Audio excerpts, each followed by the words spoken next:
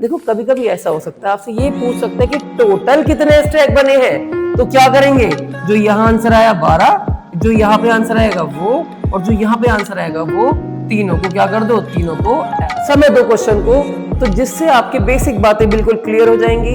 अभी जितना अच्छे से पढ़ोगे उतना ही अच्छा आपका आगे आने वाले टाइम में आपको परफॉर्मेंस रहेगा। आपके बोर्ड एग्जाम में आपकी परफॉर्मेंस बहुत बड़ा जब नंबर होता है तो क्या निकलता है, एलसीएम निकलता है। एलसीएम निकालने का नंबर आ चुका है। हेलो बच्चों, आपका बहुत बहुत स्वागत है हमारे यूट्यूब चैनल अप स्कूल पे।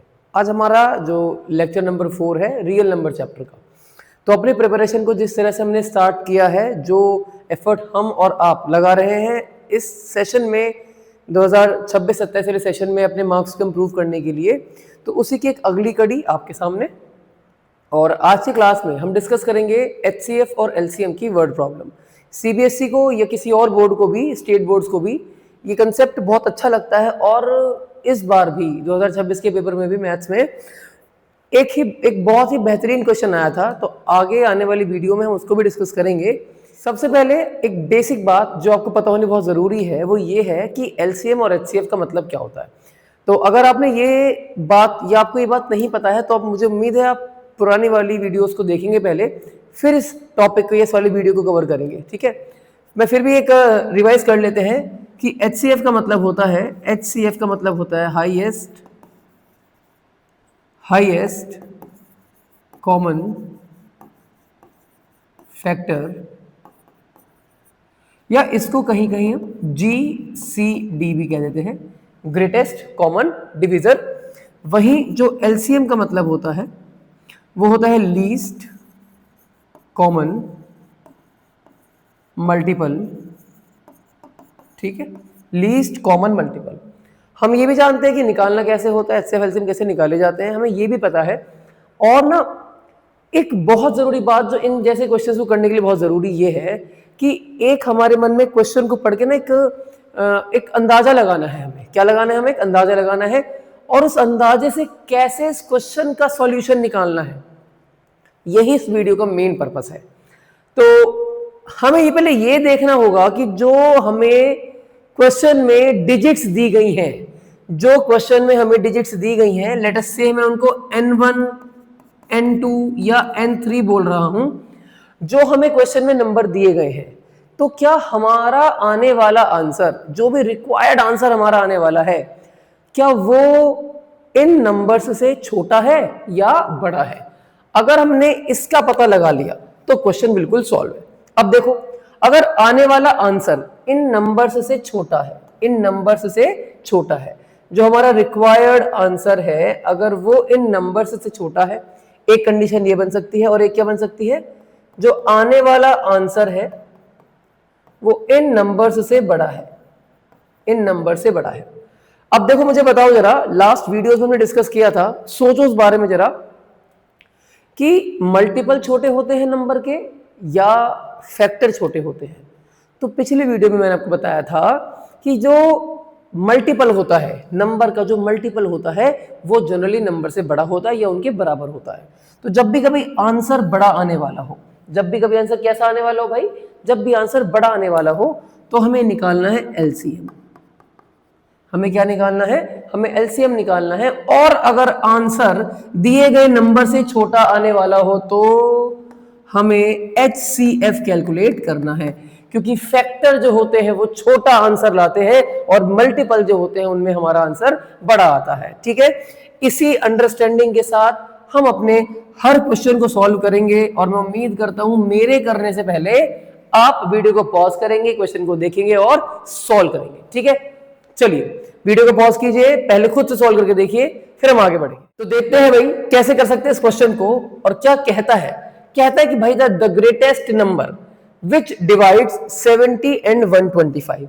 एक ऐसे नंबर की बात हो रही है जो 70 और 125 को डिवाइड कर सकता है, जो 70 और 125 को डिवाइड कर सकता है, जो 70 और 125 को डिवाइड कर सकता है। और भैया यहां जो नंबर डिवाइड करेगा, यहां जो नंबर आएगा वो कम से कम या तो 70 के बराबर होगा या 70 से भी छोटा होगा। मतलब आने वाला नंबर 125 और 70 से छोटा हो सकता है। तो आने वाला नंबर 70 और 125 से छोटा हो सकता है। हमारा जो रिक्वायर्ड नंबर है वो नंबर छोटा हो सकता है। और जब छोटा हो सकता है तो मेरा दिमाग मुझसे ये कहता है कि भैया HCF निकाल लो। क्या निकालो? HCF निकालो। HCF निकालना हमें इन क्वेश्चंस का है। चलो जी, एक पॉइंट तो मेरा क्लियर हो गया कि इस क्वेश्चन में मुझे क्या निकालना है? HCF निकालना है। अब मैंने सोचा यार HCF जो होता है वो तो एक कंप्लीट डिवाइजर होता है। HCF तो इन नंबर को कंप्लीट डिवाइड कर लेगा, लेकिन लिखा क्या है कि जी रिमाइंडर 5 बच रहा है और रिमाइंडर 8 बच रहा है। अब ये कैसे बच रहा है? ये तो रिमाइंडर बच गया। रिमाइंडर कब बचता है? इमेजिन करते हैं कि 2 से 10 5 बार डिवाइड होता है। ठीक है जी, इसमें इमेजिन क्या करना भाई, ये तो सत्य है ना। ठीक है, करते हैं। लेकिन अगर मैं इस नंबर को 12 लिख दूं तो 2 6 12, देखो ये भी कंप्लीट डिवाइड कर सकता है। और अगर मैं इस नंबर को क्या लिख दूं, इस नंबर को अगर मैं 15 लिख दूं तो क्या जाएगा? 2 7 14 और रिमाइंडर बच जाएगा 1। तो कहने का मतलब ये है, ये 1 जो है ना इस नंबर में एक्स्ट्रा है। 15 में ये जो 1 है ये क्या है भाई? ये एक्स्ट्रा है। तो मुझे ऐसा नंबर निकालना है जो कंप्लीट डिवाइड कर सके, और करने के बाद कंप्लीट डिवाइड कर सके, तो वो तो निकल जाएगा HCF। लेकिन समस्या क्या आ रही है? रिमाइंडर 5 बचना जरूरी है और 8 बचना जरूरी है। ठीक है सर, तो अब हमें क्या करना है? सबसे पहले हमने सोचा भाई मुझे तो HCF निकाल लेना है ना। क्या निकाल लेना है? HCF निकाल लेना है। पर फिर एक बात दिमाग में, यार HCF तो कंप्लीट डिवाइड कर देगा इन नंबर्स को। अब जब यार ये कंप्लीट डिवाइड कर देगा इस नंबर को, तो मैं क्या करूंगा? अब मैं क्या करूंगा? 70 में से इस एक्स्ट्रा नंबर को, इस एक्स्ट्रा रिमाइंडर को हटाओ, चलो 65 बच जाएगा। फिर इस 125 में से इस एक्स्ट्रा 8 को हटा दो, क्या बच जाएगा? 117। क्या बच जाएगा? 117। अब दोनों में से एक्स्ट्रा नंबर हट चुका है। और अगर मैं अब 65 और 117 का HCF निकाल दूं तो आ जाएगा आंसर 13। आंसर क्या आएगा मेरे प्यारे बच्चों? 13 इसका आंसर आ जाएगा। तो देखो हमने क्या करा, जो रिमाइंडर बच रहा था उसमें से हमने जो रिमाइंडर बच रहा था उसको हमने इन नंबर में से माइनस कर लिया, इन नंबर्स में से हमने इसको माइनस कर लिया। और जो नंबर माइनस करने के बाद हमें मिले, हमने उसका HCF निकाला और हमें हमारा रिक्वायर्ड नंबर मिल गया। तो मुझे उम्मीद है इस तरह से क्वेश्चन को मैंने जो कराया आपको समझ में आया होगा। और मैं चाहता हूं कि आप अपने फीडबैक भी हमारे कमेंट सेक्शन में जरूर दें, जिससे आगे आने वाली वीडियोस में हम जो नीडफुल इंप्रूवमेंट होगा वो जरूर करेंगे। ठीक है, और आगे बढ़ते हैं, नेक्स्ट क्वेश्चन सॉल्व करेंगे। ठीक है भाई, चलिए नेक्स्ट क्वेश्चन आपकी स्क्रीन पर ये रहा। तो ये है हमारा अगला क्वेश्चन। पहले वीडियो को पॉज कीजिए, उसके बाद क्वेश्चन को लगा दीजिए। जल्दी करो, जल्दी से। चलो मैं कराता हूं इस क्वेश्चन को आपको, और पहले पढ़ते हैं बहुत ध्यान से। देखो किसी भी मैथ्स में किसी भी क्वेश्चन का, और स्पेशली वर्ड प्रॉब्लम का, जो एक मेन फंडा है वो ये है कि क्वेश्चन को बहुत ध्यान से पढ़ना है।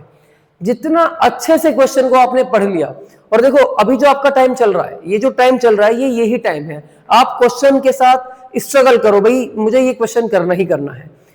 समय दो क्वेश्चन को, तो जिससे आपकी बेसिक बातें बिल्कुल क्लियर हो जाएंगी। अभी जितना अच्छे से पढ़ोगे उतना ही अच्छा आपका आगे आने वाले टाइम में आपको परफॉर्मेंस रहेगा। आपके बोर्ड एग्जाम में आपकी परफॉर्मेंस बहुत बढ़िया रहेगी। तो मैं उम्मीद करता हूं अभी आप इस क्वेश्चन को ध्यान से पढ़ चुके हैं। और इसमें लिखा हुआ है कि 3 sets of physics, chemistry and mathematics books have to be stacked in such a way that all the books are stored subject wise and the height of each stack is same and the number of physics books is 144। ठीक है भाई, तो बहुत बड़े question के बाद एक बात समझ में आई कि जो फिजिक्स बुक है, जो नंबर ऑफ कौन सी बुक्स हैं? फिजिक्स बुक्स हैं, वो कितनी है? वो है भाई 144। इसी के साथ साथ केमिस्ट्री बुक्स कितनी है? अगर मैं आपसे पूछूं कि केमिस्ट्री बुक्स कितनी है, तो केमिस्ट्री बुक्स हो गई हमारी 180। और अगर हम बात करें किसकी? मैथमेटिक्स की। अब ये वीडियो ही मैथमेटिक्स की है तो क्वेश्चन में मैथमेटिक्स से बुक तो ज्यादा ही रखी जाएंगी। और कितनी है? 192 मैथमेटिक्स की बुक्स है। और क्या कहता है? ये कहता है कि assuming that the books are of same thickness. देखो बुक्स की मोटाई सेम है। कभी दिमाग में एक आइडिया आ रहा हो कि भाई बुक्स छोटी या पतली है, कोई बुक मोटी है ना, मैथ्स की मोटी बुक है, ऐसा कुछ नहीं है। फिलहाल क्या है क्वेश्चन के लिए कि बुक्स की विड्थ जो मोटाई है, थिकनेस है, वो सबकी सेम है। तो क्या कह रहा है? Determine the number of stacks of physics, chemistry and mathematics books. ये पूछता है कि कितने कितने किस किस के स्टैक, स्टैक मतलब ढेर, कितने कितने स्टैक बनेंगे। जैसे हमारे पास बहुत सारी बुक रखते, एक बुक रखी है, उसके ऊपर एक और बुक रखी है, उसके ऊपर एक और बुक रखी, ऐसे करते करते कितनी सारे स्टैक्स बन जाएंगे। ठीक है, इस क्वेश्चन हमसे ये पूछा गया है। तो सबसे पहले पता क्या करना पड़ेगा? एक मन में आइडिया लगाओ अपने कि मेरे पास, एक रफ एग्जांपल लेते हैं, मेरे पास 100 है। क्या है? 100 बुक्स हैं। मेरे पास 100 बुक्स हैं और आज मुझे करना क्या है? आज मुझे ये करना है कि मुझे उन बुक्स को एक स्टैक, एक ढेर बनाना है, एक ढेर में लगना है, ढेर में रखना है। ठीक है ना? तो मैंने क्या सोचा, यार कितने स्टैक बनाऊं, कितने स्टैक बनाऊं। चलो उससे पहले कि यार एक स्टैक में कितनी किताबें रखूं, एक स्टैक में कितनी किताबें रखूं। अब अगर मैं आपसे पूछता हूं कि एक स्टैक में कितनी किताबें रखी जा सकती हैं, ठीक है, तो बताओ वो किताबें, वो किताबों की संख्या, वो किताबों का नंबर इन बुक्स से छोटा होगा या बड़ा होगा। मेन बात ये, अगर आपने ये समझ लिया, ये आपके माइंड में चल पड़ी बात, तो क्वेश्चन में कुछ नहीं है भाई। तो मैंने क्या सोचा यार, एक स्टैक में ऐसे एक बुक ये हो गई, एक बुक इसके ऊपर रख दी, एक बुक इसके ऊपर रख दी, एक बुक इसके ऊपर रख दी, है ना। ऐसे में कितनी बुक्स रखूं एक स्टैक में? तो जितनी भी आएंगी, जो भी बुक्स आएंगी, बट आएंगी इन सब से कम ही होंगी बुक्स। और जहां कम होता है वहां निकालना होता है हमें HCF। तो HCF हमें इसका फाइंड करना है। तो भाई एक स्टैक में कितनी बुक आएंगी? Number of books, number of books हम निकाल रहे हैं, number of books, number of books in each stack. कैसे निकालेंगे? HCF से निकालेंगे। किसके HCF से निकालेंगे? 144, 180 और 192। इसके HCF से हम क्या कर सकते हैं? हम एक बुक हम ये निकाल सकते हैं कि एक स्टैक में कितनी बुक्स आएंगी। तो पहले हम क्या करेंगे? 144 के फैक्टर्स करेंगे। ठीक है, तो 2 7 जा 14 और 2 2 जा 4, 2 3 जा 6, 2 3 जा 6, 2 6 जा 12 और फिर 2 से गया 18 आ गया, 2 से गया फिर से 9 आ गया, फिर 3 से गया 3 और 3 से गया 1। तो 144 के जो फैक्टर्स आए हैं वो क्या है? 2 कितने बार है? 4 टाइम, तो 2 की पावर 4 इंटू 3 की पावर 2। ठीक है, नेक्स्ट इज 180। अब 180 को कर दो, इसका आधा 90, इसका आधा 45, फिर 3 से गया 15 और फिर 3 से गया 5 और 5 से गया एक बार। तो 180 के जो फैक्टर्स आ गए वो क्या गए?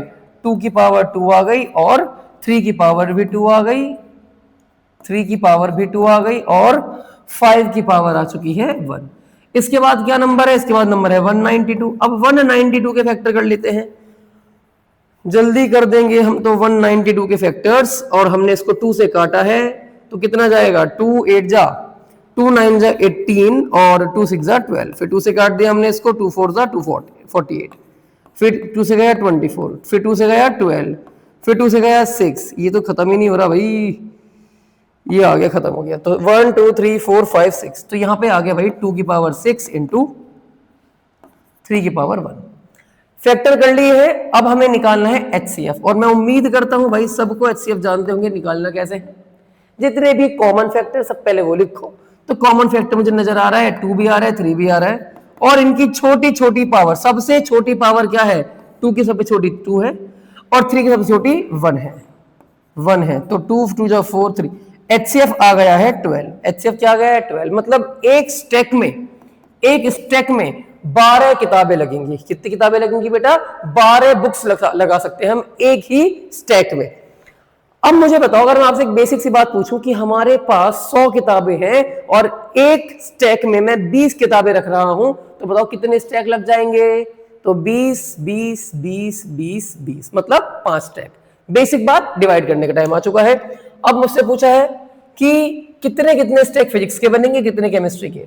तो मैं क्या करूंगा, अब मैं निकालूंगा number of stacks of physics, chemistry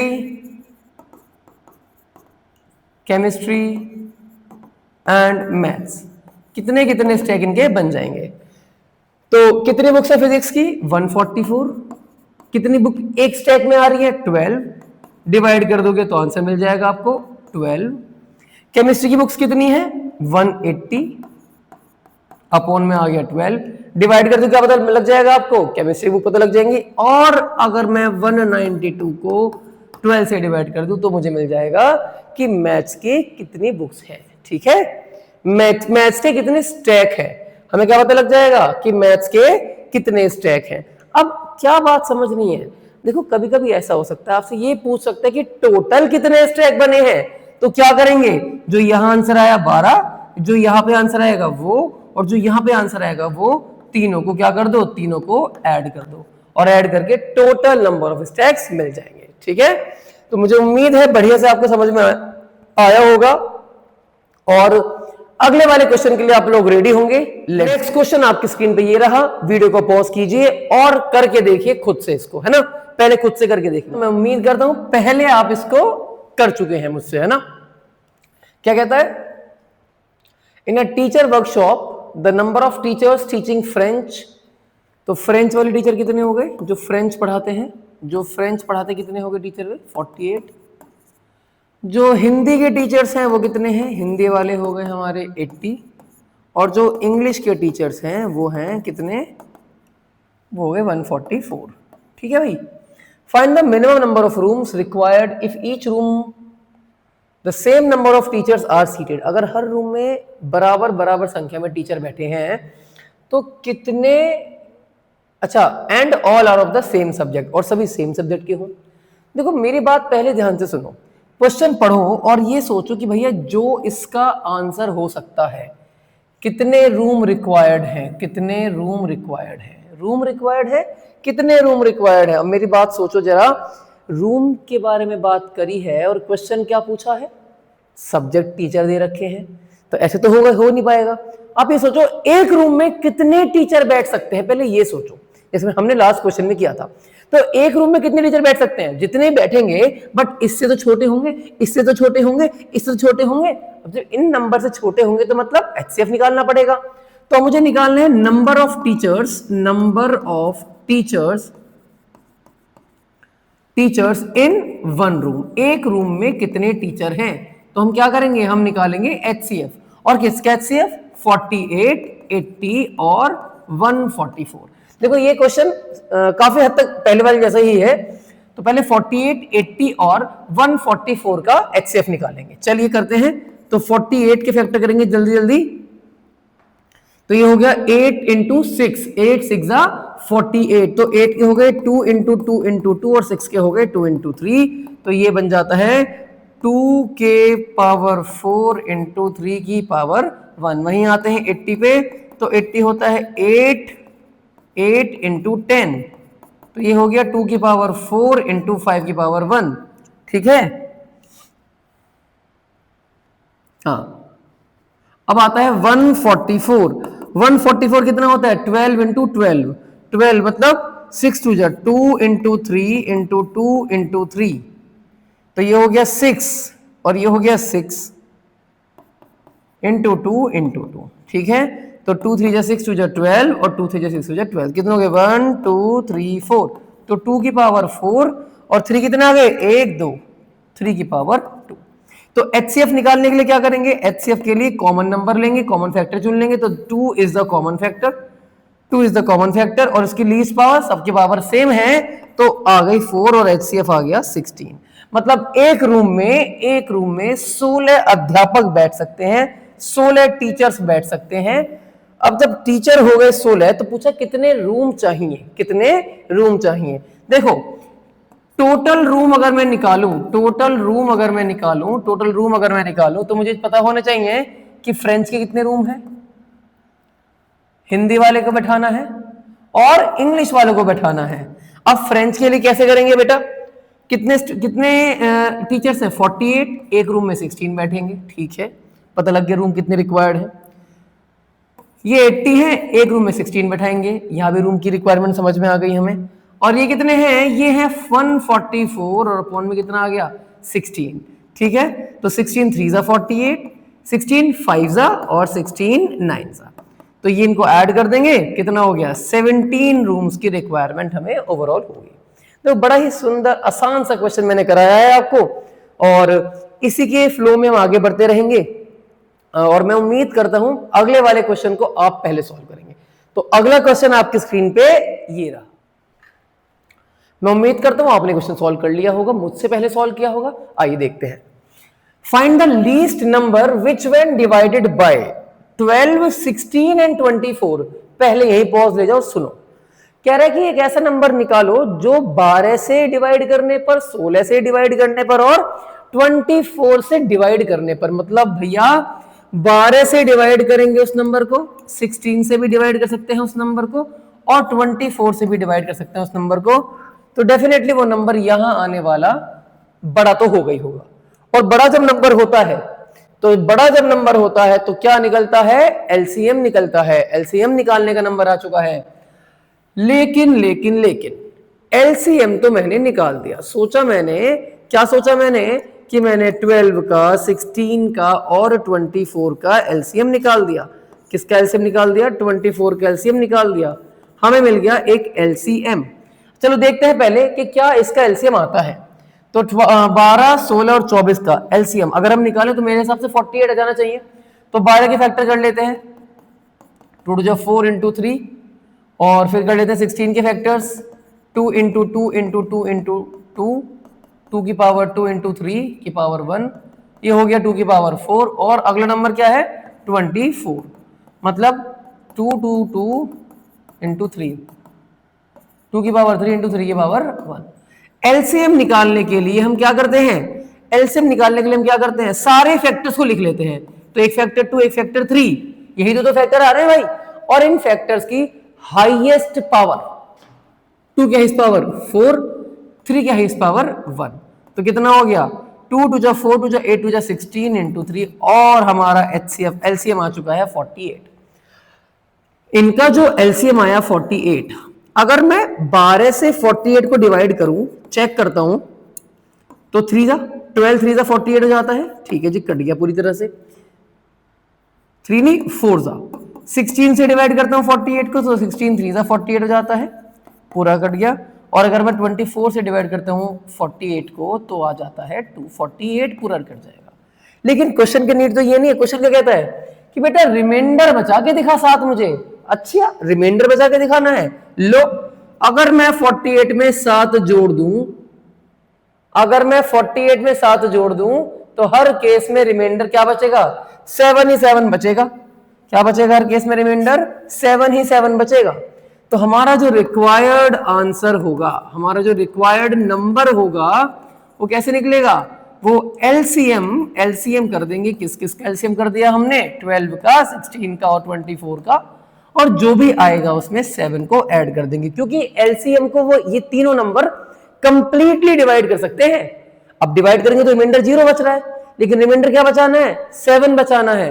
तो 7 रिमाइंडर बचाने के लिए हमने इस एलसीएम को 7 इंक्रीज कर दिया, 7 बढ़ा दिया, 7 बढ़ा दिया, 7 बढ़ा दिया इसके साथ, और ये आ गया 48 + 7, और आंसर आ गया हमारा 55। मुझे उम्मीद है एक आसान सा क्वेश्चन और आपकी झोली में आगे गिर चुका है। अगला क्वेश्चन आपकी स्क्रीन पर ये, in a morning walk 3 persons step off together and their steps measuring 80 centimetre.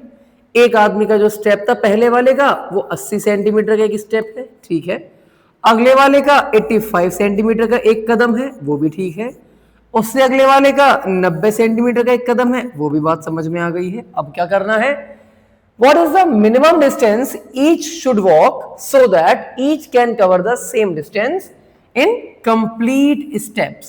Complete step का मतलब क्या होता है? 10 स्टेप, 20 स्टेप, 30 स्टेप, ऐसा ना हो, ठीक है ना।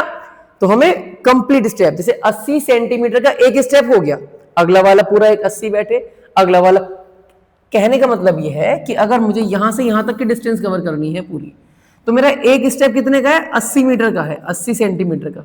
तो 80 ये, फिर 80 ये, फिर 80 ये, फिर 80 ये, फिर 80 ये, फिर 80 ये। तो ऐसा हो मुझे कंप्लीट स्टेप में मेजर करना है। तो कितने स्टेप लग गए, जैसे हमारे 1 2 3 4 5 6, तो 6 स्टेप्स आ गए। इस तरह से हमको करना है। अब आने वाला आंसर कैसा है, आने वाला आंसर क्या है, क्या पूछा है हमसे, what is the minimum distance, distance पूछी है। क्या पूछी है, डिस्टेंस, कितनी डिस्टेंस। हमसे नंबर ऑफ स्टेप नहीं पूछे, हमसे पूछे ये पूरी दूरी कितनी होगी। तो पूरी दूरी तो एक स्टेप से बड़ी होगी, पूरी दूरी तो एक स्टेप से बड़ी होगी। और जब बड़ी होगी तो क्या निकालोगे, तो एलसीएम निकालोगे। क्या निकालोगे, एलसीएम। तो जल्दी से बिना किसी रोक टोक के इन तीनों डिजिट्स का एलसीएम निकाल देंगे और हमें वो मिनिमम डिस्टेंस मिल जाएगी। तो मिनिमम डिस्टेंस क्या होगी, वो मिनिमम डिस्टेंस वो होगी एलसीएम। किसका एलसीएम होगी बेटा, 80, 85 और 90 का। और इनका एलसीएम आप निकाल सकते हैं। पिछली कई वीडियोस में हमने एलसीएम निकालने सीखे हैं। तो मैं उम्मीद करता हूं अपने ही दिमाग का यूज करेंगे, एलसीएम निकालेंगे। और अभी ऐसे बहुत सारे क्वेश्चन रहते हैं जो मुझे कराने हैं और आपको करने हैं। अगर आप चाहते हैं कि बढ़िया नंबर आपके आए तो मेरे साथ लगातार आपको वीडियो से बने रहना है। मैं बनाता रहूंगा, आप देखते रहेंगे और सबसे मेन बात, खुद से भी प्रैक्टिस करते रहेंगे। लेकिन खुद से प्रैक्टिस कैसे करेंगे, तो आपके पास कुछ क्वेश्चंस होने बहुत जरूरी हैं। जो क्वेश्चंस आपको मिलेंगे हमारी ऐप पर जिसका नाम है अप स्कूल, जिसे आप गूगल प्ले स्टोर पे भी सर्च कर सकते हैं। और अगर आपको उसको इंस्टॉल करना है अपने एप्पल के फोन पर या आईपैड पर इंस्टॉल करना है, तो उसके लिए भी जो जितना भी रिक्वायर्ड चीजें सब डिस्क्रिप्शन बॉक्स में मेंशन कर दी जाएंगी।